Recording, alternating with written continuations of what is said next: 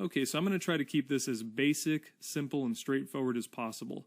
What the ATS Expansion Index is a measurement tool. It's a way for you to kind of use almost like you use a gauge in a car to check your speed or check your RPMs. That's what the expansion index does. It checks the speed and the volatility of the market, and it gives you a normalization across the board to monitor to see, is this activity normal? Is it below normal, or is it above normal as far as volatility? And that's what these bars represent. So let's talk about how these blue and yellow bars actually form down here on the expansion index. It's pretty straightforward. When you get a new expansion dot on the actual ATS chart map software, which is right here, you see an expansion dot here, here, here. Every time you get a new dot, you're also going to get a corresponding new dot down here on the expansion index. That's a signal that the new expansion cycle has now started. Now, the blue and the yellow bars are a representation of how far price has traveled away from that expansion line. So the farther price goes above the expansion line, the bigger these blue bars are going to build as it keeps pushing higher and higher and higher. Now, as it goes below the expansion line, you can see right here in this example, it barely went below the expansion line, so you have a very little yellow bar right there. Let's look at another example. If we go back here, you can see that we had a new expansion dot form right here. And when this expansion dot forms, since it's on this bar, you can see that this candle right here stretches way below this expansion line. And then it also went all the way above to the highest point, which was right here before the new expansion started right here. So we have, because we have price below the line and above the line, we have a blue and a yellow bar resulting from that single expansion. And so just to clear up what I mentioned before, these bars will grow and track the highest high point of the expansion cycle and the lowest low point of the expansion cycle all the way until you get a new expansion dot. At the point that you get a new expansion dot, you'll get another new expansion dot on the expansion index, and then it'll start tracking the low and the high point inside that phase. Okay, so let's talk about what this upper and lower white line, this kind of this band in here, what does that mean?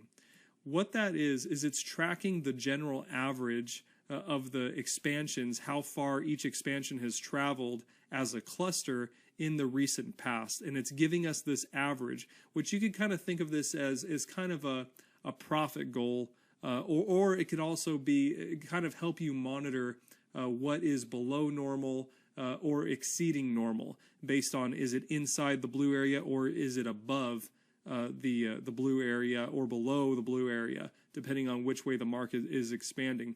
It helps you kind of gauge what those normals are. But let's talk about how you could use it to gauge trades that you're in, just trading the basic strategy. For instance, if we have this uptrend that was moving up here, if you're practicing the basic strategy, that one of your goals for taking profit, besides using your liquidity lines, would be to look at the expansion index, and as you're in profit, to see if that current upward expansion is exceeding the average line. If it's getting above the average line, the information that that's giving you, it could be signaling to you to say, hey, you know what? This current expansion phase has expanded and now is exceeding the normals.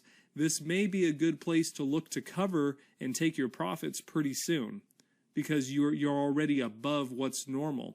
And also vice versa from that is that if you're in a trade that's just not taking off, maybe for instance like this trade right here, it's going up and now it's turning around on you. What you could see is that expansion on the expansion index, that never exceeded the average line. So what it tells you is that, you know what, this movement is not really going anywhere that's meaningful. And if it starts going against you, that may be a good reason just to dump the trade, just because you can see on the expansion index that it's really nothing special. Even if you feel like the market's really taking off, you can see that it's not exceeding the previous bars. It's not exceeding the average line. And that it's just an indicator of kind of the temperature of the market. So it could be used as that way. And in a downtrending market, it would be exactly the same. We just happen to have an uptrending market here. But you would be looking, if you're in a winning trade, if the question you want to ask is, am I getting close to the average? Is the market showing a good enough aggressive move in my favor? And then once you get through that average line, you could start to ask yourself, this is already an above average move down, or up, it doesn't matter. Should I be taking my profit, or should I be really tightening up my stop, or where, I'm going to give this trade less and less room and make sure that I keep the money that I've made on the trade. That's what it is. It's just to give you an indicator in that way. The last thing we need to cover when it comes to the expansion index components are these three numbers here. What do those mean? Very simple.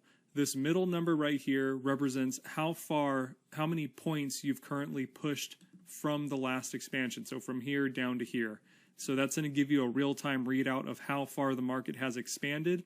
And then these numbers are how many points on the average lines you can expect for an expansion to exceed the normal level, to get above average.